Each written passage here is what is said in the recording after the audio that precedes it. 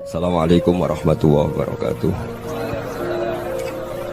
Iki ngaji santai-santai nama muhasabah. Muhasabah itu kalau Kiai Jawa maknani itu ngoreksi diri sendiri. Jadi menghitung diri sendiri. Ini pas bidang yang saya tekuni tadi karena Habib Ahmad yang minta kemarin sama ibu saya dari Indonesian Power itu. Ibu Lia, saya turutin sekaligus saya sambil belajar terus tentang muhasabah. Dalam konteks Indonesia, muhasabah itu sudah jadi perilaku ya. Karena dulu orang tua saya, guru-guru saya kalau ngandani itu, bayangkan kalau kamu jadi dia. Jadi misalnya kita mentang-mentang atasan, otoriter sama bawahan. Bayangkan kalau kamu jadi yang bawahan itu kayak apa?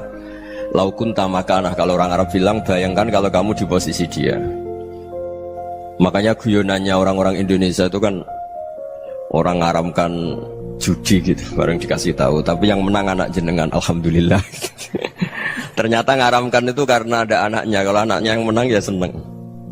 Meskipun itu guyonan, tapi saya punya padanan itu dalam kitab Hikam. Nabi Ibrahim itu Khalilur Rahman, tentu bencinya minta ampun sama yang namanya maksiat. Suatu saat beliau diterbangkan di alam malakut. Itu kalau di Hikam saya halaman 15 juga. Saya masih ingat betul. Mungkin kalau Anda beda halaman karena beda cetakan. Setelah diterbangkan di alam malakut, diperlihatkan sama Allah. Ada orang pezina, ada orang syaribul khomri, ada orang mabuk, ada orang macam-macam. Allah tanya sama Nabi Ibrahim, bagaimana pendapat kamu Ibrahim tentang mereka yang maksiat? Kata Nabi Ibrahim, ya Allah, habisi saja mereka. Mereka hidup di bumi engkau, makan rezeki engkau, kemudian mereka tidak taat sama engkau. Singkat cerita di fase itu, saya ulang lagi di fase itu, Allah nurutin sampai sekian peristiwa, mungkin 3 atau 4. Sudah, setelah sekian tahun Nabi Ibrahim lupa peristiwa itu, kemudian beliau diminta menyembelih anaknya. Ini versi kitab Hikam. Memang versinya banyak tentang kenapa Nabi Ibrahim disuruh menyembelih anaknya. Ketika mau menyembelih anaknya, Nabi Ibrahim ragu.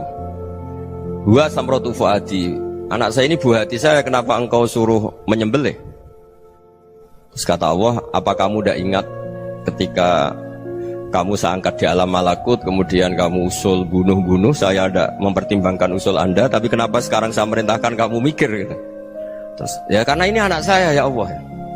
Terus kata Allah, rumang samu wong sing kon mateni gak gawean kau sing gawe kowe enak wae usul mateni. Sebenarnya saya yang bikin, kemudian Anda enak aja usul membunuh. Semenjak itu Nabi Ibrahim itu di eranya itu asfaqun nas, orang paling sayang sama manusia. Karena kadang kita keras itu ya kebetulan tuh udah anak kita, ada keluarga kita. Cara orang Jawa itu kan gitu ya, kalau ada perempuan terus macak yang macam-macam pakai sepeda motor cowok, terus wah itu luput suwuk, semoga-moga gini. Tapi setelah dikasih tahu, niku ponakane jenengan, semoga-moga selamat. Jadi jangan-jangan kemarin ahli ma'asi itu kebetulan tuh tidak keluarga kita. Kalau keluarga kita yang pernah salah pada kita, semangat kita mintakan maaf. Jangan-jangan kita didikte hukum sosial gitu. Jadi orang yang salah, kebetulan tuh orang yang menservis kita.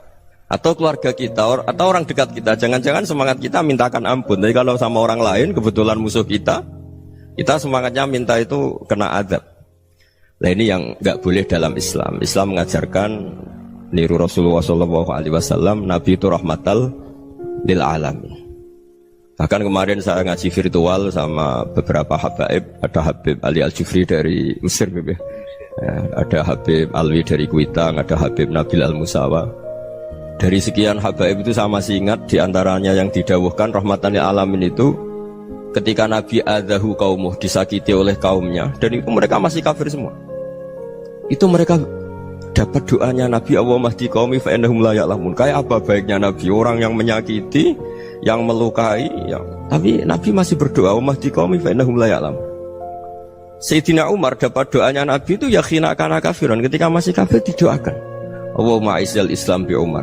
Itu ketika masih kafir. Itu pelajaran bagi kita bahwa yang sedang tidak cocok pun itu berdapat doa kita. Ya doa supaya kondisi kita baik, hari tambah baik. Karena agama ini Saya berkali-kali bilang limangka nayarjuwa hawal yawmal akhir. Agama ini diperuntukkan bagi yang selalu punya harapan pada Allah Subhanahu wa taala. Saya cerita muhasabah ini tentang hubungan kita dengan Allah. Di Indonesia itu banyak orang fasik, banyak orang nakal. Ya di mana-mana orang nakal itu ya mayoritas, wa aksaruhum fasikun. Tapi berkahnya harapan. Mungkin saya kira nakal sok benda, mungkin saya kira sholat sok ben sholat, mungkin sekarang belum sakhok, belum dermawan, suatu saat dermawan. Barokahnya itu kefasikan ini dianggap sementara, sedang fasik, sedang tidak benar. Karena kiai-kiai kita, para guru-guru kita, para habaib utamanya itu mesti bilang semoga husnul khotimah. Nah barokahnya doa itu semoga husnul khotimah itu menjadikan satu pola sosial. Yang sedang fasik ini masih diharapkan jadi lebih baik, jadi lebih. Sehingga kita tidak ngambil sikap ekstrim, yang ingin menghabisi atau ingin mengadili, tidak. Karena selalu kita punya harapan. Dan agama ini limangka nerjuwo hawal yawmal akhir. Bayangkan dulu kalau yang nakal itu anak kamu. Pasti kamu gak ingin kan langsung dapat azab, dapat apa. Padahal kita semua jadi tokoh ini abul kulli, bapak dari semuanya. Sehingga ketika Rasulullah SAW jalan-jalan kemudian melihat perempuan sedang menyalakan api. Kalau apinya mati ditiup, anaknya dijauhkan. Nanti kalau sudah jauh dari api, anaknya digendong lagi. Terus kata Rasulullah, matur ke semua sahabat, Aro'aitum anna hadih tarihatan waladaha alan nar. Apa kamu berpendapat bahwa perempuan ini akan melemparkan anaknya ke neraka? Tidak ya Rasulullah. Tidak akan seorang ibu melemparkan anaknya ke api. Terus kata Rasulullah, Allahu arhamu min hadih biwaladiha. Allah lebih rahman, lebih rahim dibanding orang tua ini kepada anaknya. Ini yang harus kita kenalkan terus, kita kampanyakan terus, supaya orang hubungannya dengan Allah itu nyaman, asik. Sehingga dengan demikian selalu ada harapan bahwa yang sedang nakal ini suatu saat tobat. Kita tidak boleh menghukumi pasti begini, pasti gini, itu tidak wilayah kita. Itu juga yang dicontohkan Rasulullah SAW. Secara lahir Nabi itu nggak berkenan sama Wahsy, karena Wahsy itu salahnya salah fatal karena membunuh ahabban nasi ila Rasulillah, yaitu membunuh Sayyid Hamzah. Jadi ketika Wahsy tobat, Nabi itu terima tobatnya. Dan ketika beliau dengan basariyahnya nggak siap ketemu Wahsy karena harus ingat Sayyid Hamzah, basariyahnya diturutin. Oke, kamu iman saya turutin, tapi jangan sering ketemu saya. Karena kalau ketemu kamu saya masih ingat sama paman saya Sayyid Hamzah. Kita bisa ngelola seperti itu. Kita tidak cocok sama orang, bagaimanapun mereka umat Rasulullah SAW, kita tetap mencintai mereka. Misalnya kalau beda agama, mereka sama-sama orang Indonesia, kita mencintai mereka atas nama warga Indonesia. Tapi kalau misalnya potongannya ora cocok, beda kultur, bawaannya itu mangkel no coro Jawa, ya bisa diilmoni, jangan ketemu.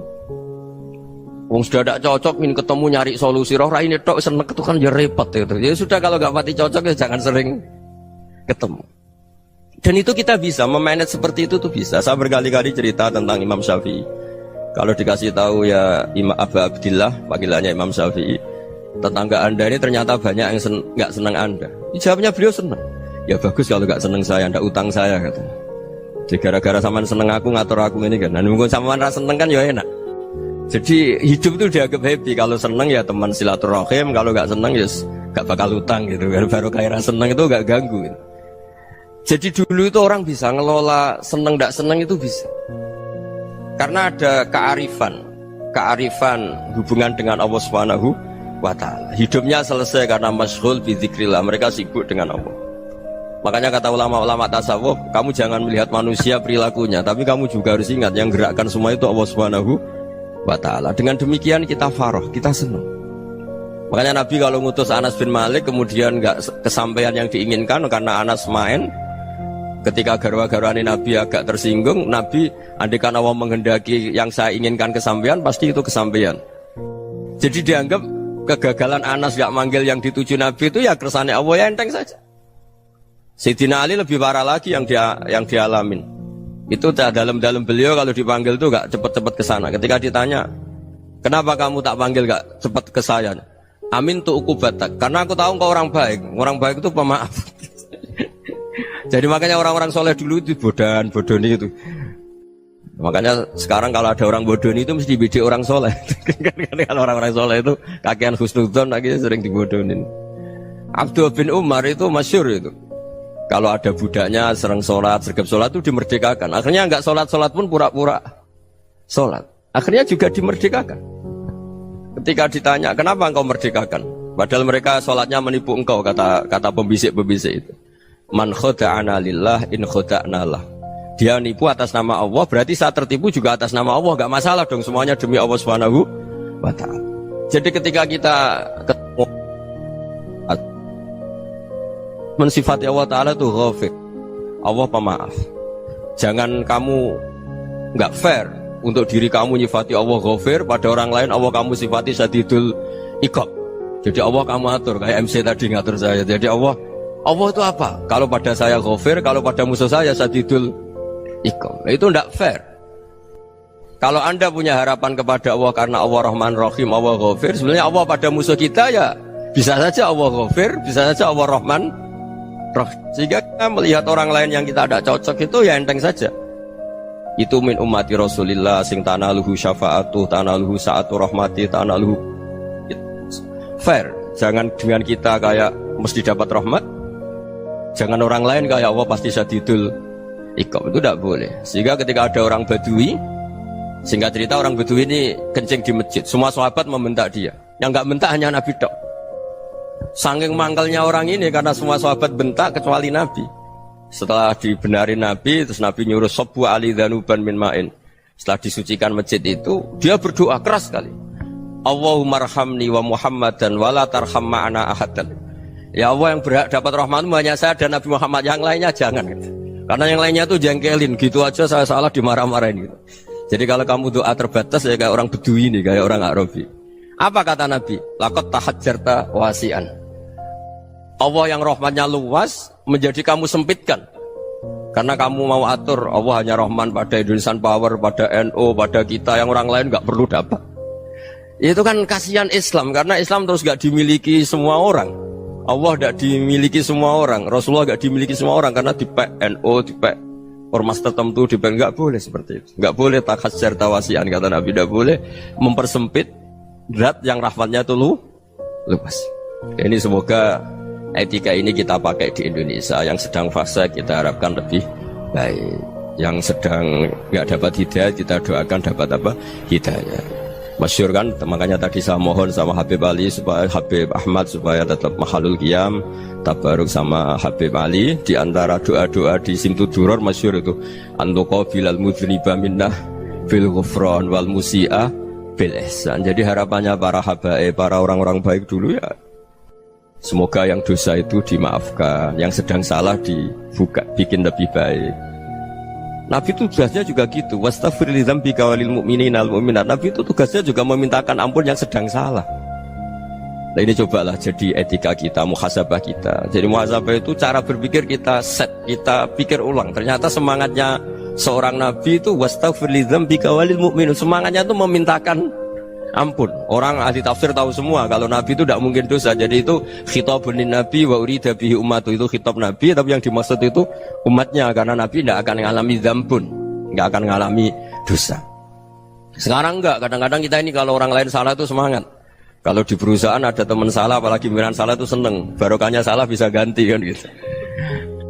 Ya jadi kalau mungkin di dunia tokoh juga gitu, barokahnya ada tokoh salah, kita yang jadi populer sendiri, tidak boleh seperti itu. Kita harus salimus sodri di jami'il muslimin. Jadi ini harus dilatih. Saya tadi matur sama Habib Ahmad, latihan kita jadi hidup. Nabi itu kalau resep jadi wali itu kata Nabi gampang. Kata Nabi, kalau kamu ingin disenangin Allah, ya sudah. Kalau kamu asbahta wa amseta gini-gini, perasaan kamu, kata Nabi, jangan punya perasaan ghil sama orang muslimin. Itu sudah wadzalika min sunnati. Makanya Nabi ngendikan la yablughni ahadun an ahadin syai'an. Ada yang baca la yuballighni ahadun an ahadin syai'an. Seseorang jangan melaporkan ke saya tentang salahnya yang lain. Fa inni akhruju ilaikum wa ana salimus sadri. Karena saya ingin ketemu sampean semua dalam keadaan salimus sadri, tidak punya perasaan apa-apa. Karena kalau nurutin pembisik, nurutin informasi itu ya repot, karena orang pasti sepihak. Ada kiai yang top datang ke kampung-kampung ning desa-desa, kata yang seneng itu punya akhlak. Wah itu bagus orang besar datang ke kampung-kampung. Kata yang nggak seneng, Oh itu jobnya kayak kecil kok diambil, itu kan ya kasihan itu kan sudut pandang. Makanya saya sering bilang akal kita ini cukup untuk mentasdik Rasulullah SAW. Meskipun perasaan kita kadang orang Jawa itu beda. Saya berkali-kali bilang sama peneliti dari Jogja, kenapa sih Gus para nabi itu kok poligami istrinya banyak? Nabi Dawud katanya itu berapa? Nabi Sulaiman malah jumlahnya agak terbatas ini. Nabi Muhammad itu paling sedikit. Saya tanya gini, perempuan itu orang lemah, jadi kalau nolong orang satu gimana baik, kalau nolong orang dua ya lebih baik, ya sudah kira-kira seperti itu.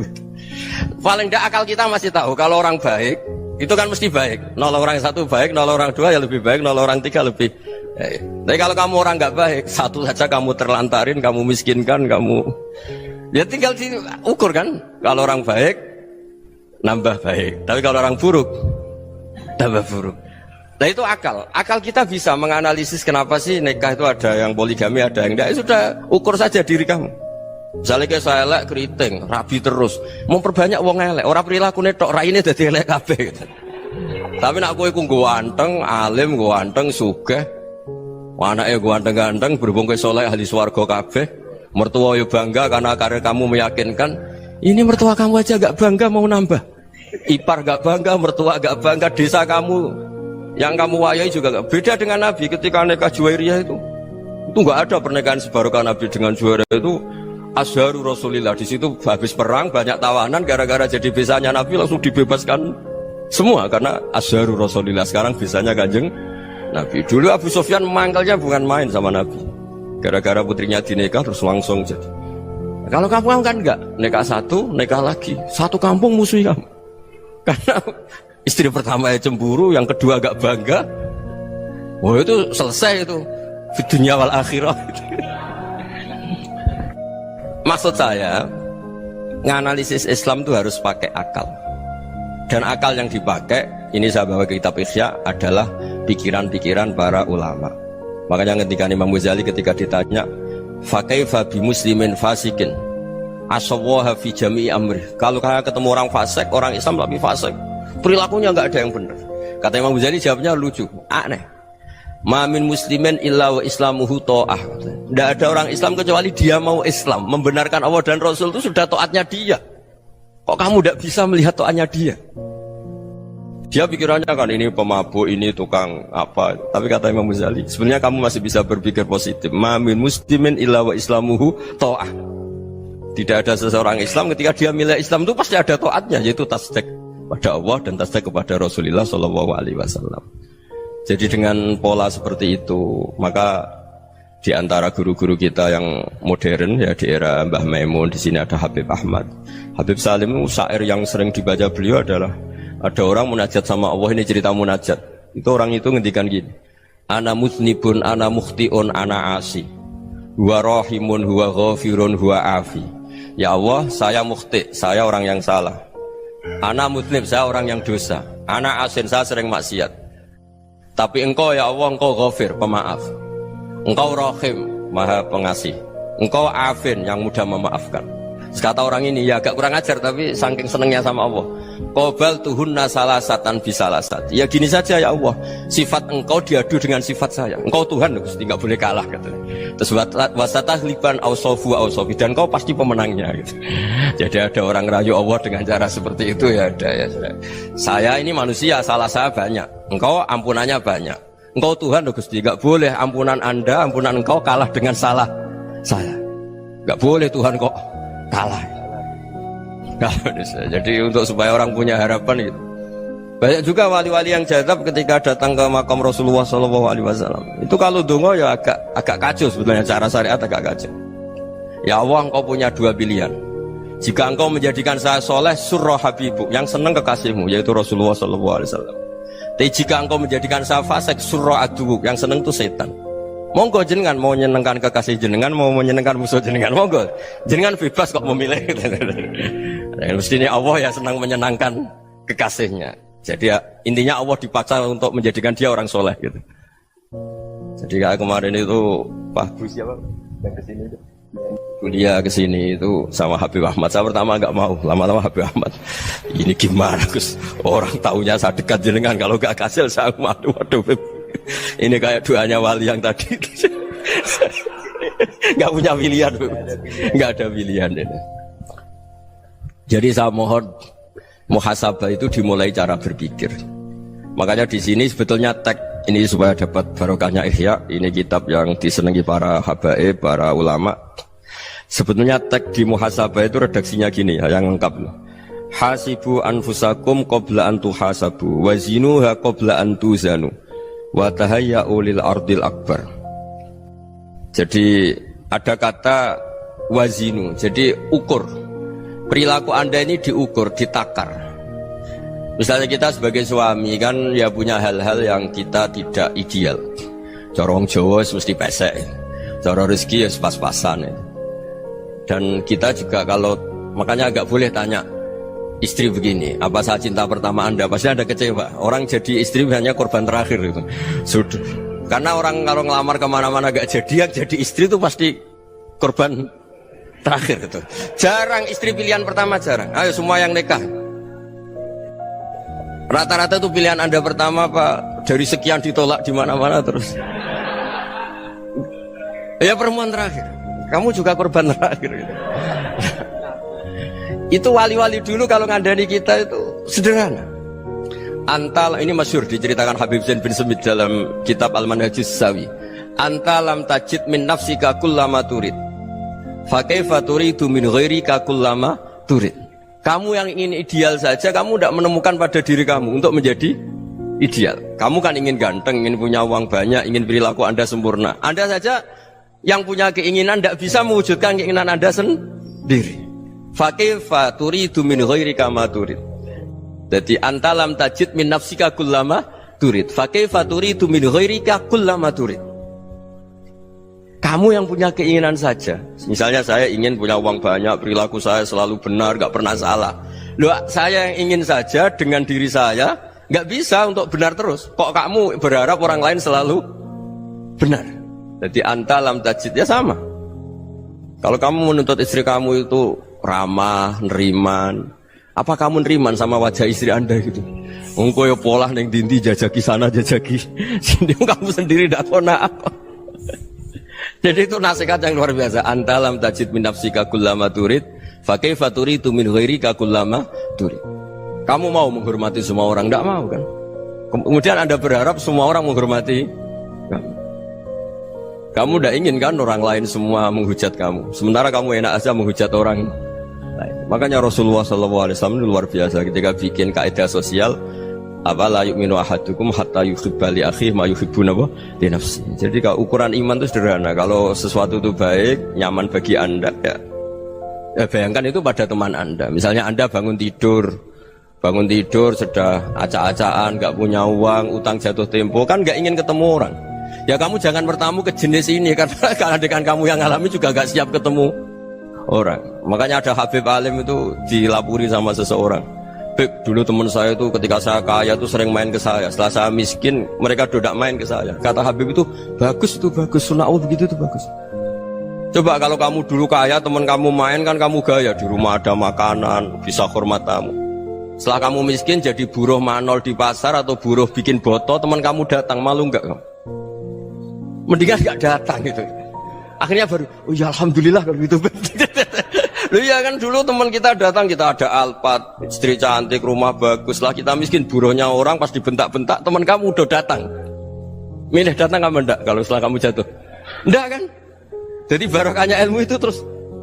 Ya, tapi kadang-kadang orang tuh, wah setelah saya miskin teman-teman enggak kasih kesini. Ya kalau kamu sudah jatuh, teman-teman kamu situ jadi tontonan. Ya mulai sekarang cara berpikir itu dirubah. Dulu yang namanya kiai itu kalau diundang orang itu ya agak-agak senang. Semenjak saya itu agak rubah. Mengundang kiai, ngatur kiai itu tak haram-haramkan ya ada lumayan lah, sekarang itu sudah mulai agak beretika. Dulu itu ngundang tuh tanggalnya ditentukan, jamnya ditentukan. Enggak mikir apa kiai saat itu nganggur, enggak. Punya wadifah, enggak. Dia milih tanggal yang dia nganggur, enggak mikir pas itu kiainya nganggur apa. Enggak. Ya saya hanya cerita aja, kamu tersinggung ya monggo, boten nggih monggo itu kan. Jadi saya mohonlah supaya tadi saya juga matur ke Habib Ahmad. Jadi untuk orang merasa ikut sunnah Rasul itu gampang sekali kata Sayyid Muhammad. Dulu Nabi berpakaian ala daerahnya. Kalau mikot ya pakai mikotu baladi. Karena Nabi orang Madinah dan beliau berdomisili di Madinah, ya misalnya mikotnya dari Bir Ali misalnya. Tapi kalau Anda orang kawasan Tanim mau umrah ya dari Tanim. Misalnya kawasan Jirona ya dari Jirona. Artinya apa? Kamu ngambil mikot karena Nabi mikot misalnya dari Bir Ali, bukan berarti kamu harus seperti Nabi di Bir Ali, kamu orang Mekah, misalnya kamu orang Tanim, orang ya harus dari mikot itu apa? Baladi. Sama, makanya di fikih-fikih itu kalau tahnik anak, Nabi orang Arab, halawiyatnya kurma ya kurma. Kalau orang Jawa sedegan, semua bodoh-bodoh. Ya, bodoh-bodoh manis. Jadi ini tabaruk sama Sayyid Muhammad, ini ada murid beliau, Habib Ahmad, saya baca. Supaya orang itu merasa ikut Nabi itu gampang sekali. Ini saya baca ya di halaman tadi disaksikan Habib Ahmad 433 di kitab apa begini? Manhajus Salaf fi Fahmin Nusus. Itu kata Sayyid Muhammad, wa kanat sunnatu Rasulillah annahu yat'amu ma yajiduhu fi ardi wa yalbasu ma yajidu wa yarkabu ma yajidu mimma abahu Allah taala.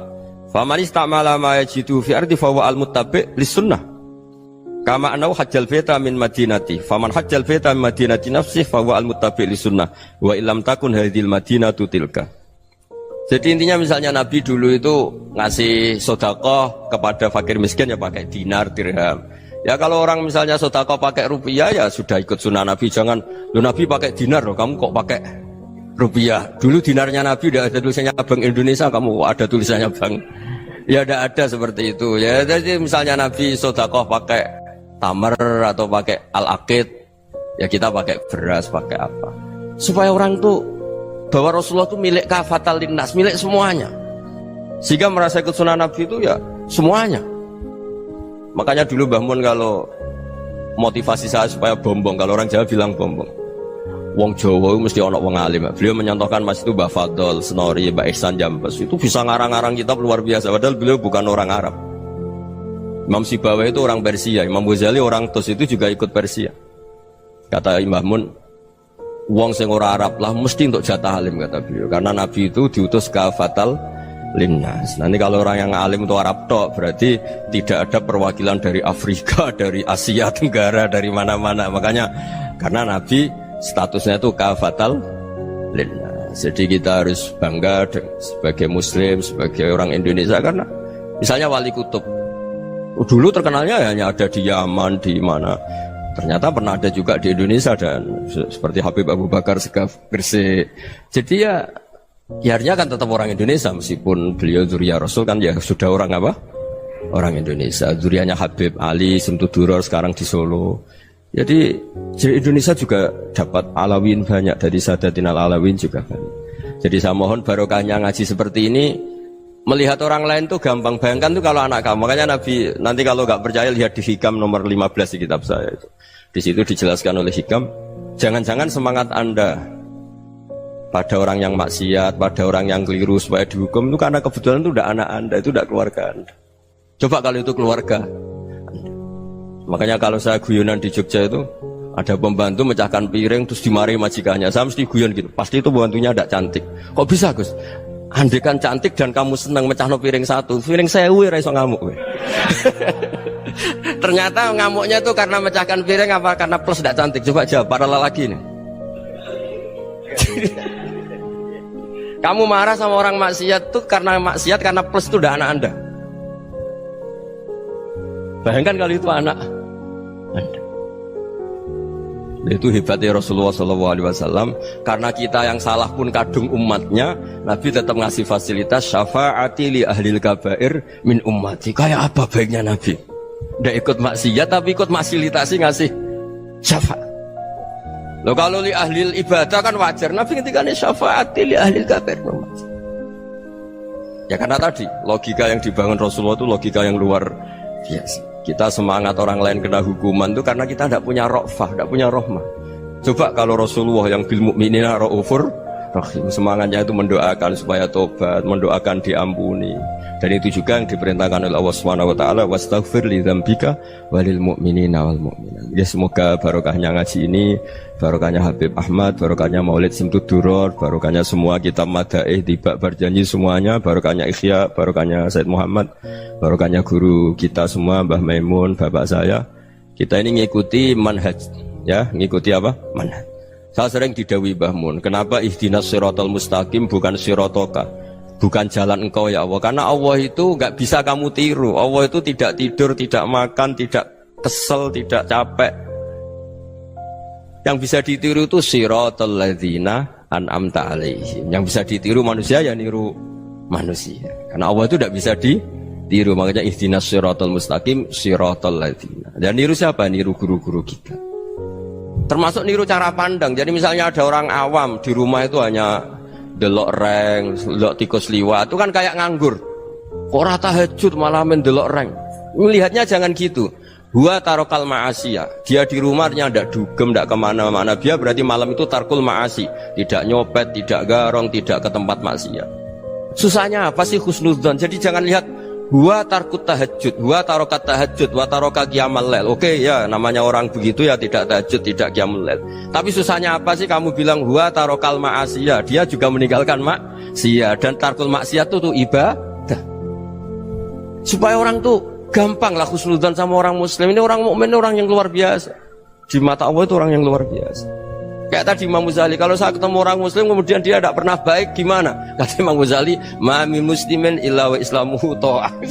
Tidak ada orang Islam ketika dia mentasdihkan Allah dan Rasulullah, berarti dia juga punya taat. Ya ini latihan saja, sing iso nglakoni Habib Ahmad kula namung cerita mawon. Kula cerita secara akademik, saya punya kitab, saya baca, dan alhamdulillah kita paham barokahnya para guru, dan supaya terbiasalah sebaik-baiknya ibadah husnudzoni billah wa husnudzoni bil mu'minin. Soal tidak cocok ya diilmoni tadi ya, namanya nggak cocok ya jangan sering ketemu. Seperti Rasulullah SAW, beliau karena sangat mencintai Said Hamzah, ketemu orang yang pernah begitu sama Said Hamzah, ya beliau secara basyariah tidak siap. Tapi beliau secara cara bahasa sekarang, secara profesional, kalau beliau seorang nabi dan harus menerima tobatnya siapapun ya diterima. Saya meskipun dengan A, B gak cocok karena dia begini-begini sama saya, tapi saya ingat dia sholat, dia baca sholawat, dia mencintai Rasulullah, ya kita hormat.